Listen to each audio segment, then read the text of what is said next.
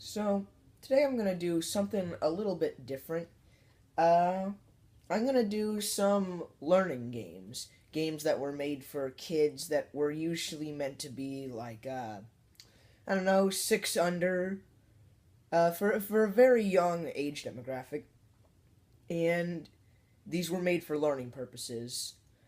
And I've never really talked about or remotely thought about reviewing these games until now because, yeah, I've talked about this one and I've talked about this one a lot, but I've never once ever talked about this.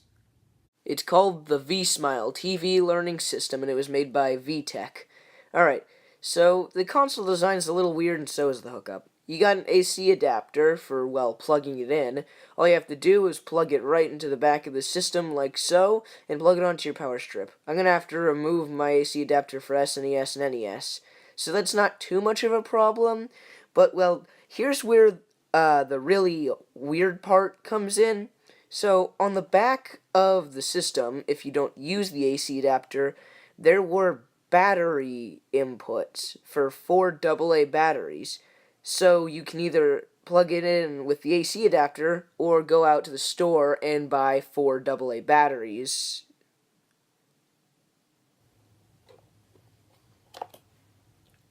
What are you going to do with batteries? Take it to the beach? Oh, and by the way, the controller sucks. It's like one of the worst parts of the system. It's got a joystick, 4 buttons, and an enter button, as well as going back home questions and exiting any level that you need to. Alright, well, moving apart from that, let's fire up a game. Wubsy. I remember Wubsy. Alright, so you going around collecting blue balls, sliding down hills, and jumping over logs, as well as benches, and, well, climbing up hills, and walking directly into walls. It's not too bad. It's a decent side-scroller, but it still sucks on the same level as a bad NES game. Now we got Go Diego Go. This is where I should mention that they were 32-bit, so they weren't exactly too accurate, but they were okay.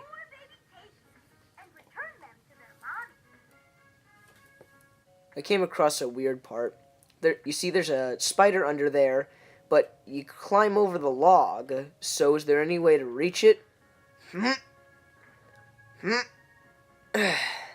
Alright, to be honest, they're not too good and they're not too bad. Like, there's this one game that just keeps flickering. You see, it's kind of giving me a seizure. I'm just messing with you. I'm just pressing the reset button a ton of times. Okay, I'll stop. Well, that's enough of that.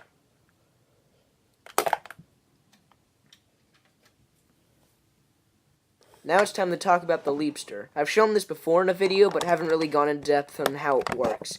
You plug in a cartridge, boot up the system, make sure it's in there, and sometimes you gotta blow in it, but not too often.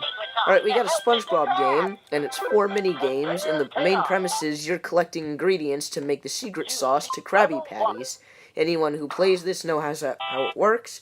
It's pretty simple. You just send Patrick off, and he goes to collect whatever you need to. This one's also okay, especially for a portable system, but this wasn't made by VTech, it was made by a different company named Leapfrog. Well, alright, let's move on. Alright, we got Nemo on Leapfrog.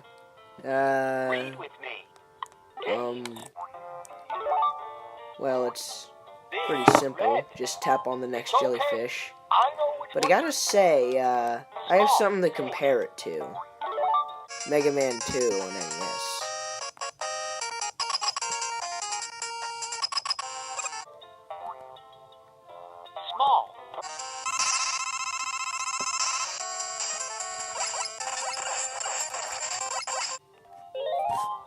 Touch a picture to play a game. But I do gotta say, I like Mega Man just a tad bit more.